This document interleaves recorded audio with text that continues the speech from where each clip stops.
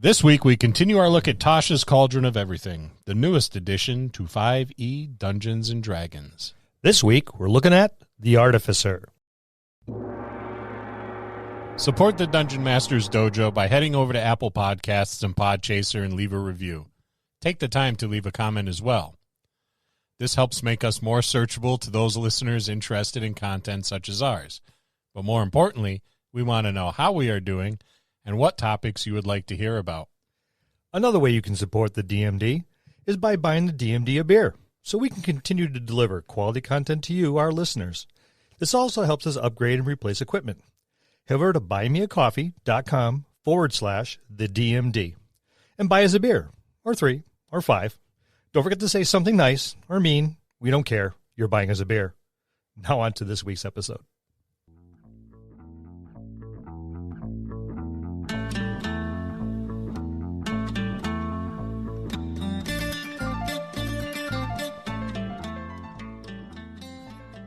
Hello, and welcome to another episode of the Dungeon Masters Dojo podcast.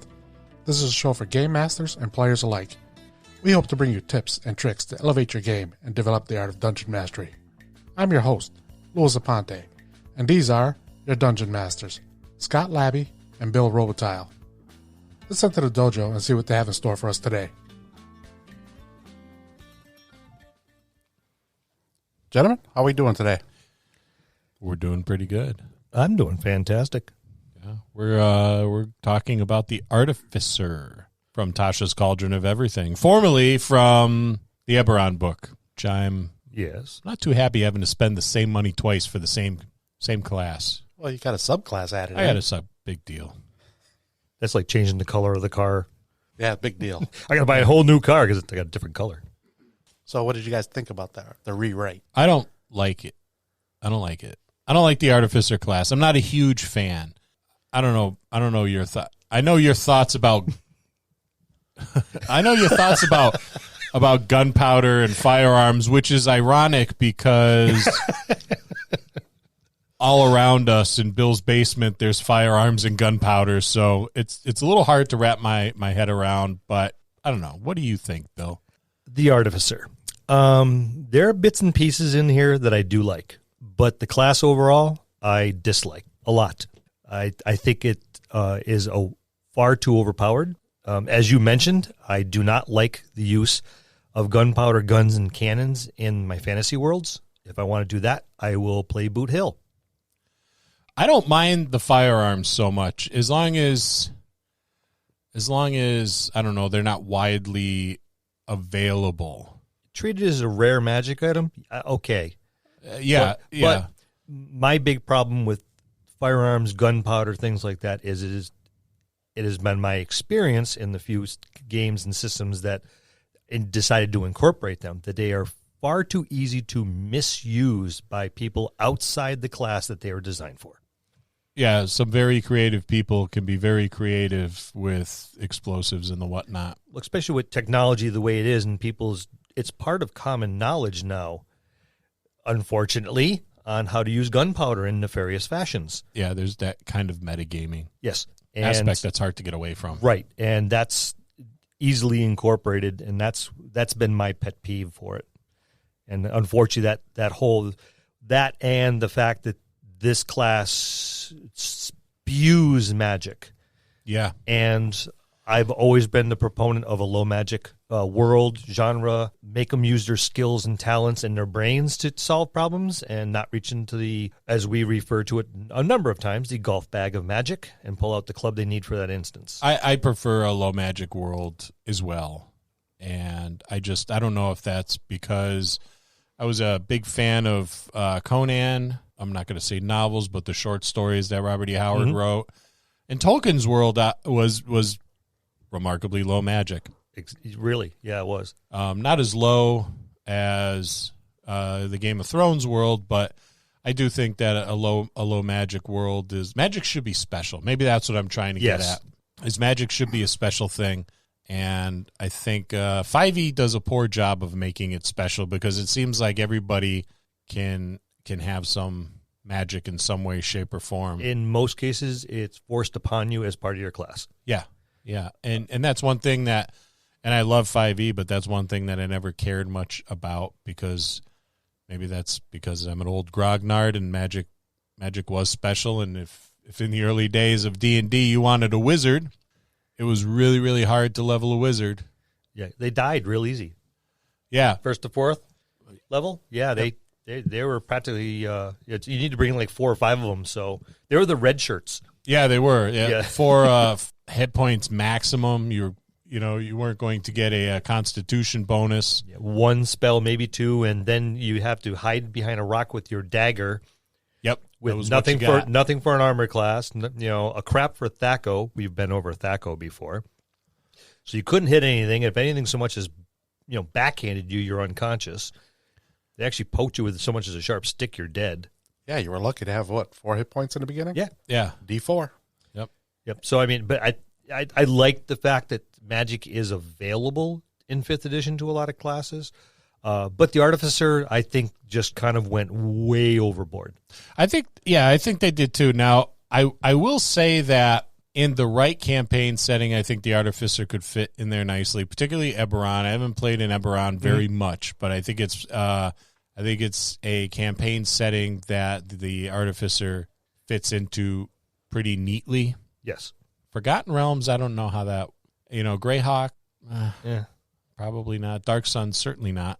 Kryn, I think they're probably pretty solid fit for Kryn to some extent because the Tinker Gnomes there were they were artificers. Well, this is your Tinker Gnome on steroids. Maybe Spelljammer for this class too.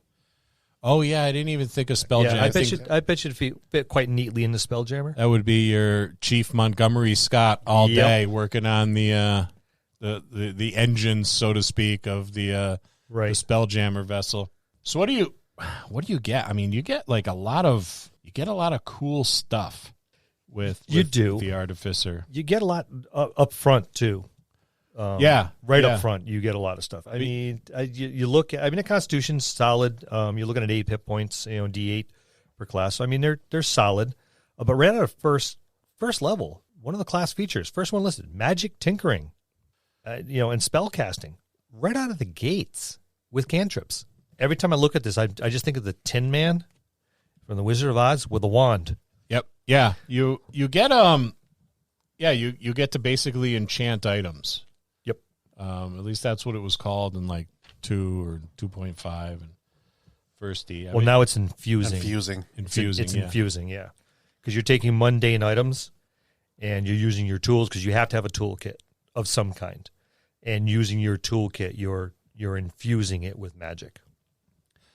And it sheds bright light in a 5-foot radius and dim light for an additional 5 feet. So it's good to have an Artificer in the family, so you could save on your electric bill. He can put lights in the house for you.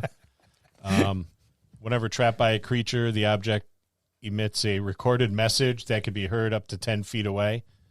You utter the message when you bestow this property on the object, and the recording can be no more than 6 seconds long. It's almost like pinging your cell phone when you can't find it. Or the alarm spell. Yeah. Which is basically the same thing. Object continuously emits your choice of an odor or a nonverbal sound like wind, waves, chirping. It's a sound machine, so you can go to sleep. The chosen phenomena is perceivable up to 10 feet away. So, yeah, you can make yourself a sound machine so you can go to sleep. Yeah, or if you have, a stressful work environment, you can bring that to the office with you. Yeah, chirping birds and... Yeah, and we need a couple down here. Working for Lou is no picnic, I'll tell you. I'm not that bad. Says Lou. Yeah.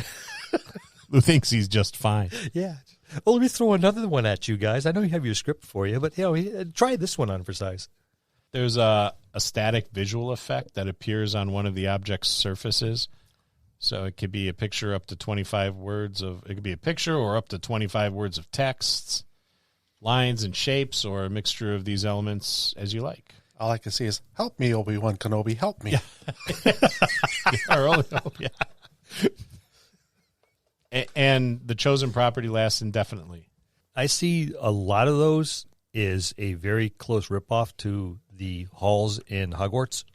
There, you know, and when I'm reading about this class, you know, and I don't want to hate on it, you know, because I think the cool factor's there, but there's a lot of stuff that I think is taken from other inspired by other sources, heavily inspired. When I read that one section, I was like, oh, great, objects shed bright light, luminous. Yep.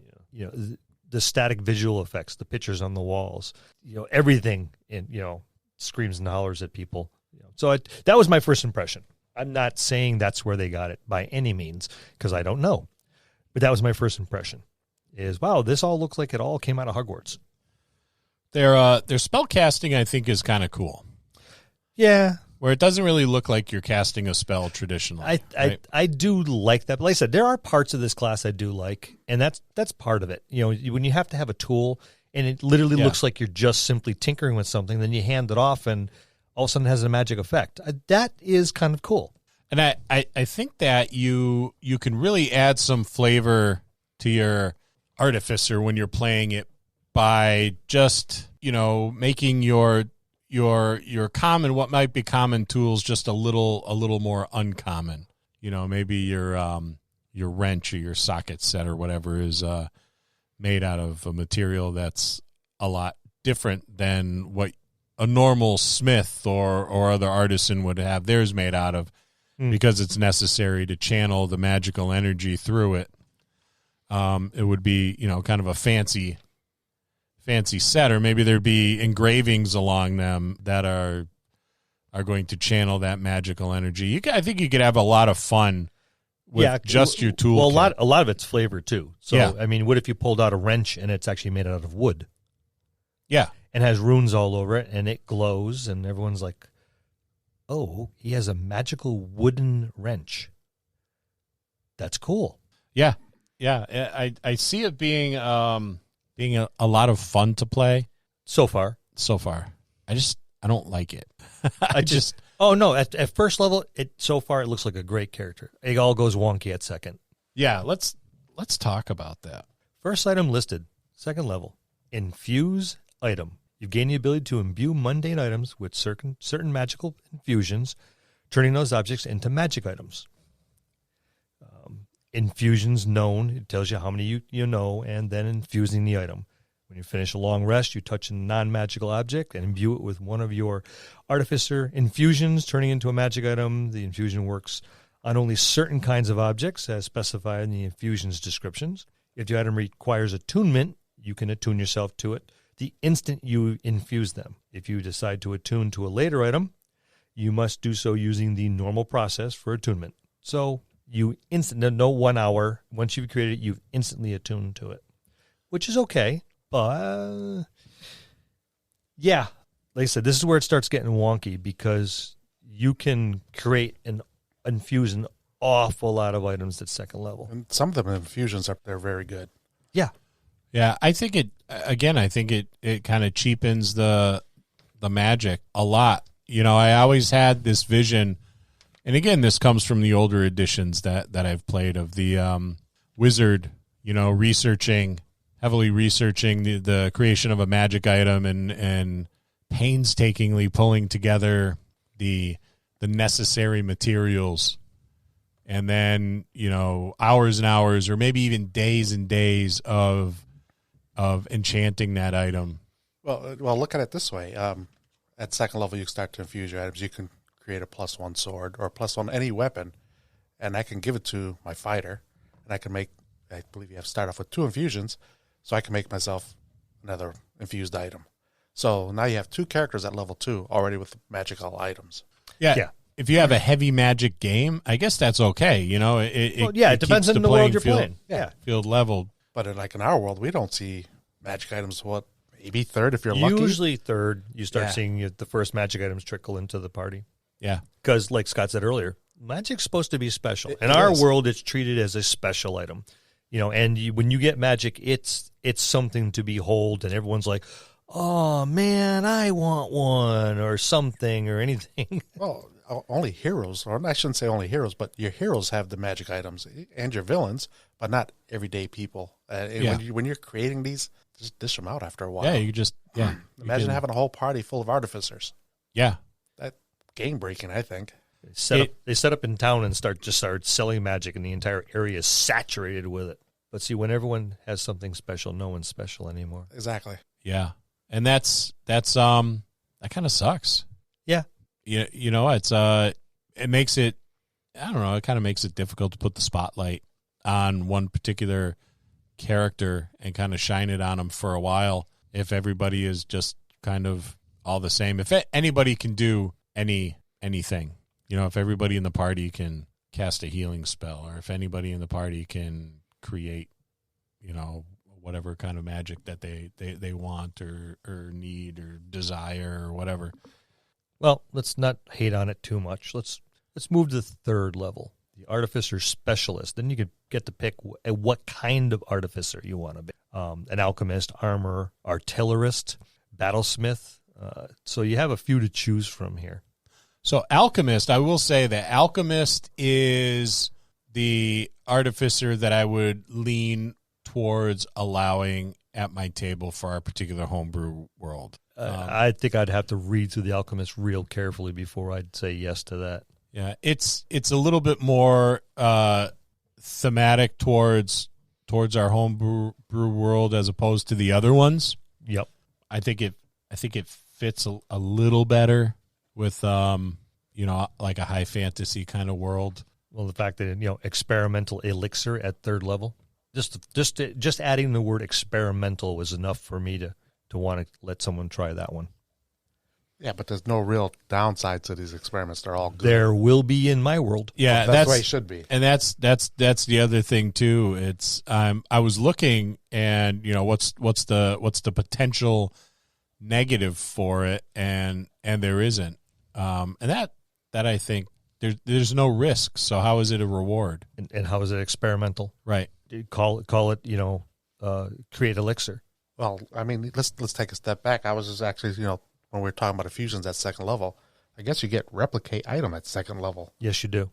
And I mean, there's a list of items you can replicate. You know, alchemy jug. One of them's a bag of holding. One's a bag of holding. If you can get your hands on a bag of holding, which apparently, you know, for the Artificer, I mean, just check the outhouse. There's probably one lying in the bottom of that. Yeah, or just borrow that one for a while. You come back from groceries. I mean, I have like at least 8 or 9 bags that. Oh yeah, there you go. Bags of holding. Yeah, you know, paper or plastic. Yeah, let's move on, please. That we can go downhill real fast. Yeah, the right tool for the job. That kind of to me is almost like that Batman thing where, you know, it's like Batman can produce something that's going to work on Clayface one day and then the Joker on the next. So I think that's pretty cool. Yeah. I think thematically that could be really, really fun. Right. So it says you've learned how to produce exactly the tool you need with thieves' tools or artisans' tools in hand. You can magically create one set of artisans' tools in an unoccupied space within 5 feet of you. This creation requires 1 hour of uninterrupted work, which can coincide with a short or long rest. So that's kind of nice. Though the product of magic, the tools are non-magical, and they vanish when you use this feature again. That's pretty neat. But I always thought... It depends on what they're going to try to build, though. Yeah. Because I think your artillerist at a fairly low level can build a cannon that will fit into that space. Yeah. Yeah. Or a tiny cannon which fits in the palm of your hand and lobs magical, bombs at people. Yeah. I think it could be kind of an OP class. You know, it could be a little on the overpowered side. Yep. Third level, you get your Eldritch Cannon.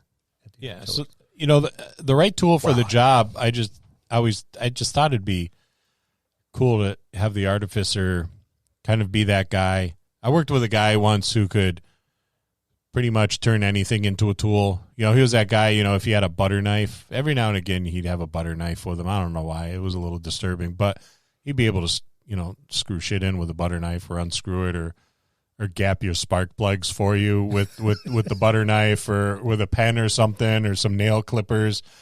You know, just that kind of MacGyver like I think I know that guy. character. I think this is where the OP starts kicking in. Is at third. Second, it starts, but third, you're kind of in for both feet are in the pool by this point. You get your ability score improvement, your ASI at 4th, 8th, 12, just like all the other classes. At 6th level, you get that tool expertise.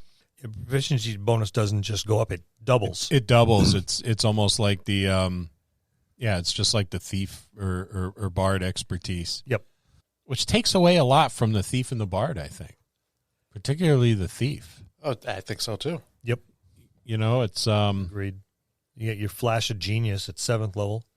The ability to come up with solutions under pressure. When you or another creature you can see within 30 feet of you makes an ability check or a saving throw, you can use your reaction to add your intelligence modifier to the roll. That's not too bad. You can use this feature a number of times equal to your intelligence modifier. So that one's not too bad. You're kind of helping somebody out because, it's like, no. The red wire, Lou, the red wire. Yeah, that's pretty cool. And no, don't lick it first. That flash of genius, that one, like. That one's okay. Magic item adept. You've achieved a profound understanding of how to use and make magic items. You can attune up to 4 magic items at once, and you craft a magic item with a rarity of common or uncommon. It takes you a quarter of the normal time, and it costs you half as much of the usual gold. At 10th level, things should get easier. That seems a little too easy. Well, by this point, you have set up probably a chain of magic stores somewhere. So like Target. Yeah. So or Kohl's or something. Yeah, exactly. Wow. And then you got your spell storing item. You can now store a spell in an object. Whenever you finish a long rest, you could touch one simple or martial weapon or one item that you can use as a spellcasting focus, and you store a spell in it, choosing a 1st or 2nd level spell from the Artificer spell list that requires 1 action to cast. And you needn't have it prepared. I think they're starting. It seems like they're toning it back at the tail end here. These aren't really overpowered skills at the end because you've got everything on the front half. Yeah, it's front loaded. Oh, very much so. Magic item savant at 14th level. You can attune up to 5 magic items at once. You ignore all class, race, spell, and level requirements on attuning to or using a magic item. So basically, you pick up anything and you can use it. Magic item master, you can now attune up to 6 magic items at once. There's a lot of attunement at these higher levels. Yep. Well, that comes into the last one, and you'll see why. And that's the soul of Artifice. Why don't you bring us into that, Lou? You develop a mystical connection to your magic items, which allow you to draw on it for protection. You gain a +1 to all your saving throws per magic item you are currently attuned to. If you are reduced to 0 hit points, but not killed outright, you can use your reaction to end one of your artificial fusions, causing you to drop to 1 hit point instead of 0. That's pretty solid. Add solid feature. +6 to your armor class or your saving throws. That's a lot. That's pretty solid. That's the big one right there. And that's not just that +6, right? I mean, if it happens to be one of those saving throws that you have proficiency in, I think you add that as well. So you can really +1 bonus to all saving throws per magic item you're currently attuned to. So it stacks. That's quite a stack on some of them. I mean, even just a +6 is a pretty decent stack all by itself. And that, 30%? +6 all by itself? Yeah. Ish. Yeah. I'm no mathematician, but it's going to be pretty damn close on a D20. Even if you're just proficient at 2nd level, 3rd level, it's only a +2. Now you're at 8. By this point, at 20th? Yeah. Yeah. Okay, don't roll a 1. Pretty much. So then we get our specialties, our Artificer specialists, our subclasses, if you will. So the Alchemist is the one that I would be more apt to allow in my game. And why is that again? It fits thematically with the world. Potion making fits with our world a little bit better than some of these other ones. Actually, a lot better, I think, than some of these other ones. It's more fantasy related.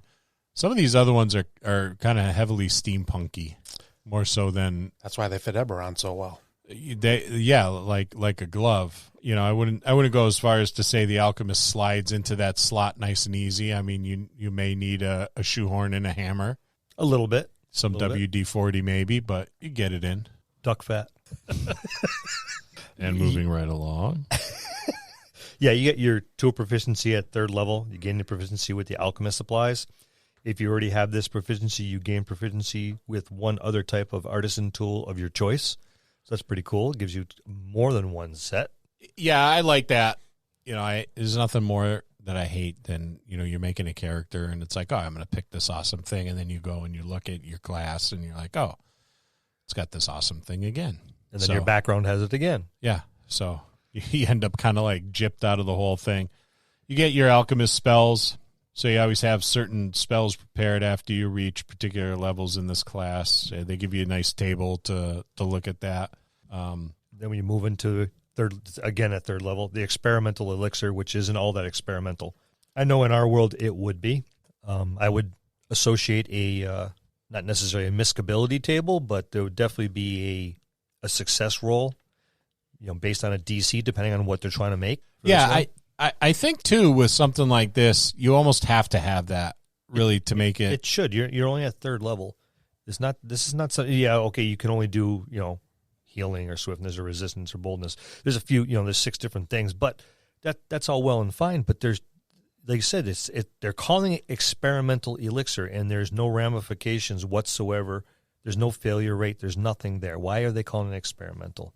Yeah, because you're only 3rd level. It doesn't seem very experimental. I find that a touch misleading. Yeah, I would still use this table, but, you know, for example, like swiftness, the drinker's walking speed increases by 10 feet for an hour. That's on a success. You know, on a failure, I would, you know, the walking speed decreases by 10 feet for an hour, but the drinker thinks they're moving faster. Ooh, new sneaker syndrome. Yep. You remember that, kids? Well, maybe they don't. These days, they just buy $300 pairs of sneakers and stand and let everyone stare at them. But when we were kids, you got new sneakers. You actually ran in them and would run, and you swore. You ran faster, jumped higher. I didn't swear. I did run faster. There you go. New sneaker syndrome. Yep. So, yeah, you're right. There should be a failure level on that. You know, assign a DC. This is what I would do. Assign a DC to it. Yeah. Make it a sliding scale. 50%, you're going to make it. Maybe even 75. 10%, nothing really happens, but you think it does. 5%, yeah, things have gone bad. I would even take that one step further. Have the DM roll behind the screen and not even tell the player what the outcome is. And just smile at them over the screen. For you screeners, yeah. I knew you were going to say that. I could tell by the grin on your face. You're trying to bait us. That's the way to go. Screening. This is the way. Damn screeners.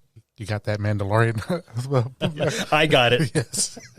This is the way. All right, try this one. Get your hands off my dice, you damn dirty screener. Yeah, you're right. So we know we'll put some kind of additions to the experimental, but then you move on to the alchemical savant. You've developed mastery and a command of magical chemicals, enhancing the healing and damage you create through them. Whenever you cast a spell using the alchemist supplies as the spellcasting focus, you gain a bonus to 1 roll of the spell.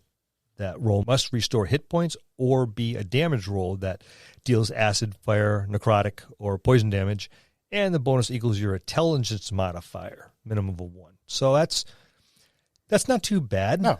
That's not too bad. The more I read The Alchemist, I think you're right. I think this would fit in our world pretty easily. Yeah, you're like a chemist. So you're pulling all these different components out on the fly, coming up with these little, I don't know, spells that are producing some liquid Band-Aid. Yeah. You know, either you're going to put the Band-Aid on to help somebody, or you're going to rip that Band-Aid off and hope it hurts. Sounds like break time. Where the hell did that thing come from? I brought it in. It's time for a break. Oh, my God, you're going to piss off my wife. Not my house. And we're back. Sorry, Bill. Honey, get the door. Lou is oiled and shirtless, which is quite a sight. Smacking a giant gong in the corner of the basement with the big fuzzy stick. Somebody has to do it. Couldn't get one of you guys up there. Yeah, you don't want to see either of us shirtless. No, this dad bod is not ready for public consumption. Neither is this granddad bod. Okay, so with that, let's continue on. All right.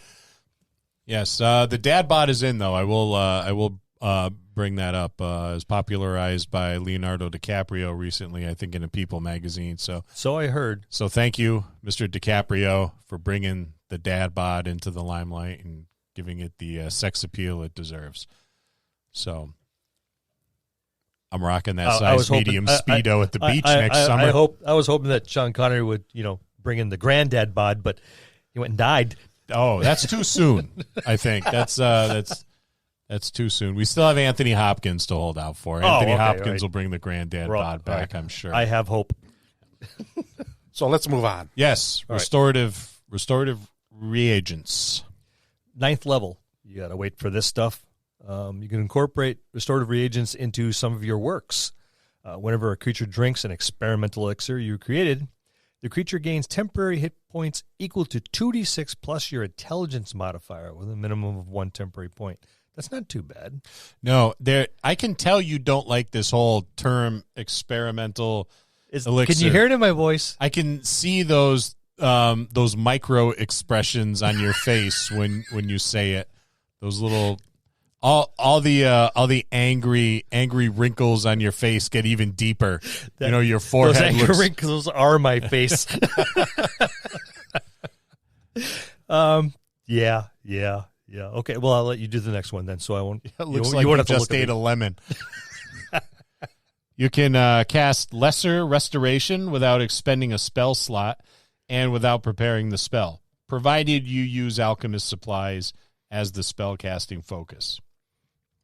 You can do so a number of times equal to your intelligence modifier, minimum of once, and you regain all expended uses when you finish a long rest.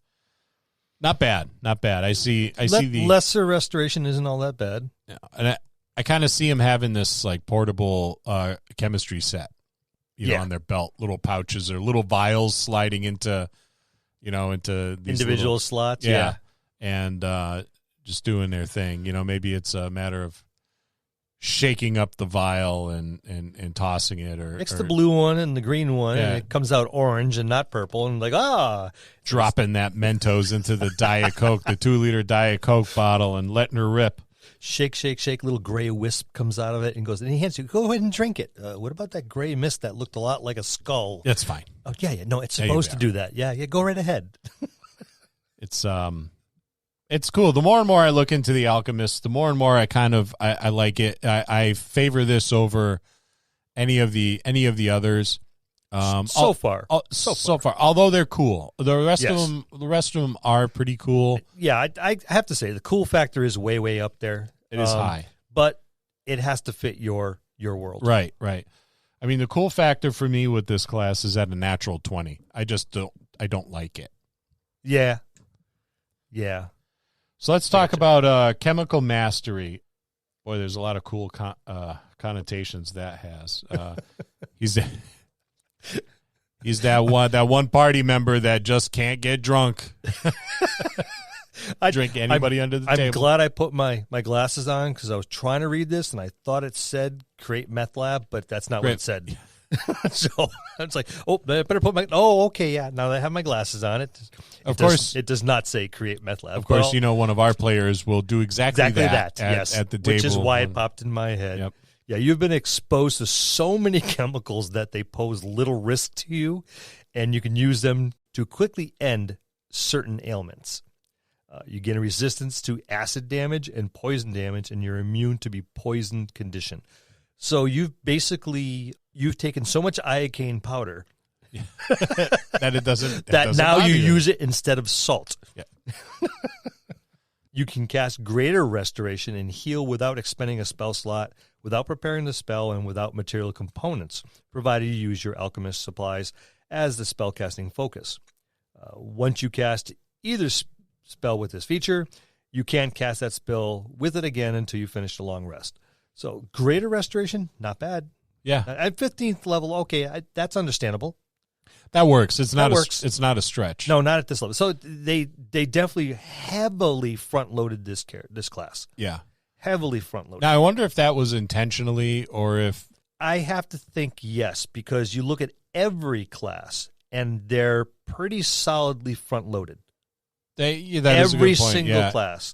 Yeah, you don't have the mage that's dying, at first level because you only have 4 hit points. You have a good amount of hit points. You have a good amount of spells. Yeah, you come out strong. Yeah, you come out hard and heavy, and all of them taper off at the end. And that's been fairly consistent with all of 5th edition, which is okay. But this one is loaded way too heavy and way too. I would have to agree with you on that. Yeah.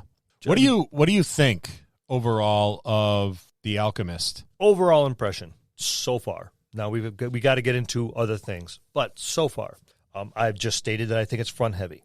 It will not fit in our world. Still after that, you don't think so? With the Alchemist, probably, but there's still so many other things that come with the class already, with the infusions and with the magic tinkering, the spell casting coming right out of the gate, where you're nearly as effective as a spellcaster before you even get into your specialties. Yeah, you're but I guess in a way you are a spellcaster, right? You're just you your are means a of doing it is different. You're a half caster. You only go up to 5th level, so you're not getting your full 9th level spell. But once again, you're front heavy. Yes, you are. I believe so. You are too. Yeah, you come out of the gates really strong. And if you're building and can, by this point, you're attuned to 6 different items. That's huge. That's massive. It is. When you're rolling the dice, that's sort of these black and white rules options really carry a lot of weight when the dice are rolling. Now you mentioned infusions. Yes. So what are your thoughts on infusions for the Alchemist? Let's just say that you allowed the Alchemist into our homebrew world, and you were going to play one. Anything could happen. Anything could happen. Except this, but it's a fantasy world. Yeah, there's a few things that here. You have enhanced arcane focus. You can get this one right out of the gates. So you already have your focus. Now you can enhance it straight out of the gates. And there's several of these infusions. You have to be at a particular level. There's a lot of 6s. There's a lot of 10s, a couple of 14s.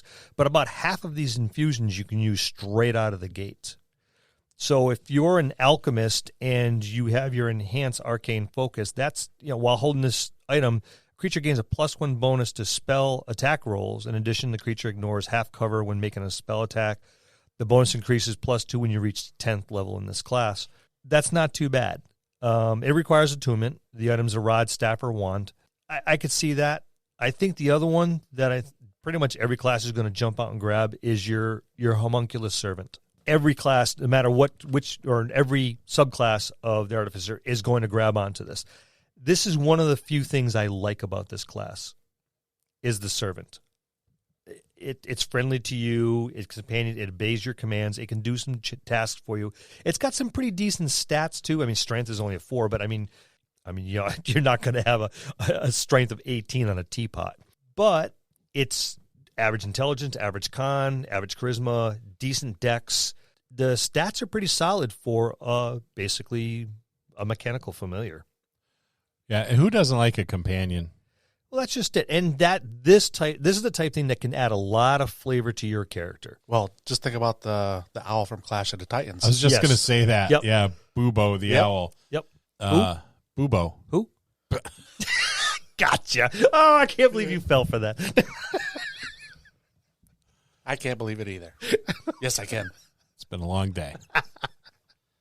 Yeah, I think the homunculus servant is one of those that a lot of them are everyone should use. If you're going to play this class, you should be pulling one of these things out of your pocket right from the get-go, because this is your familiar. And it's going to be right there at your side. It's going to do small tasks. It's going to help you out a lot of stuff. I can see this one very easily jumping on this one. I don't even want to look at replicate magic item. I'm so disgusted with it, I can't even say the word. I don't even want to look at that one. I looked at it. I had some ideas. We'll talk about it later. Yeah, I know. Yeah, lose a habitual game breaker. He is. He's been drooling about this class. Between this and his damn genie. Yeah, Yeah, I can't wait to get to that. But that's all the way in W's. So yes, yeah, we got a ways to go for that one. God damn it. I like the spell refueling ring. I think thematically it would be cool for an alchemist.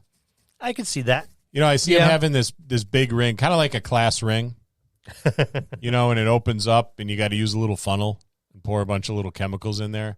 I can see that too. And then you close it, and then give your hand a little shake, to make sure everything's all. That's what you got to do. You got to do the shake before you cast out of that ring. Make sure everything's kind of mixed up right. That's the semantics of the spell. Yeah. Or you pretend you got an itch and you're scratching your head furiously. Damn, I should have repeated. I only cleaned, washed, and rinsed once. And that would come in really handy after a vigorous handshake. Yep. But that's one of the ones that I really think would be kind of a cool thing for the alchemist. I envision like an alchemist character being kind of an eccentric. Maybe you wouldn't. Maybe it'd be a kind of a younger character who's sort of blundering his way through the craft of alchemy. So you're going with the young body, old soul kind of deal? Yeah, or a much older character, someone who's been doing it a long time. Maybe there's a lot of research that goes into it. Kind of an eccentric, older character. Someone that doesn't comb their hair very often. No, see, I see this differently. How do you see it? If I was to go this route, I would be the prim and proper, almost nobleman. Definitely, a merchant type, because you're dealing with a lot of different ingredients, and you have to be able to get those. You have to be able to buy those. I mean, you can harvest, you can forage, you can scrounge, beg, borrow, or steal. But I think I would go with the fine dressed, well-spoken, well-traveled individual, just because I don't think they would expect. I think everyone would expect the young body, old soul kind of deal. The first time I read this through, I'm like, okay, I can. Yeah, whether I don't like it or not doesn't matter. I'm still going to build the character in my head, and I seen that as the well-dressed with the poofy shirt, and, like a snake oil salesman. Yeah. But I mean, or that merchant that everyone trusts, because he always has the right stuff. His apothecary always seems to have, maybe not a lot, but they always seem to have a little bit of what you need. And I can see that the owner of that apothecary being that alchemist. I see the home as being filled with all sorts of exotic animals in little cages or bigger cages. Mm-hmm. I see him having a garden outside the back, as well as like several houseplants that have some properties necessary for the art of alchemy. And that one houseplant that guards all the others. Yeah, and then the occasional guests that are just bizarre.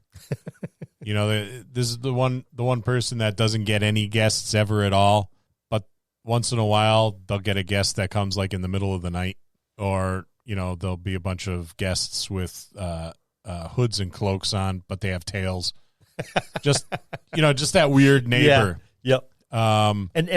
But when you look at the person who owns your alchemist, everything seems perfectly normal to him. Yeah. Talks to himself frequently in the backyard while gardening.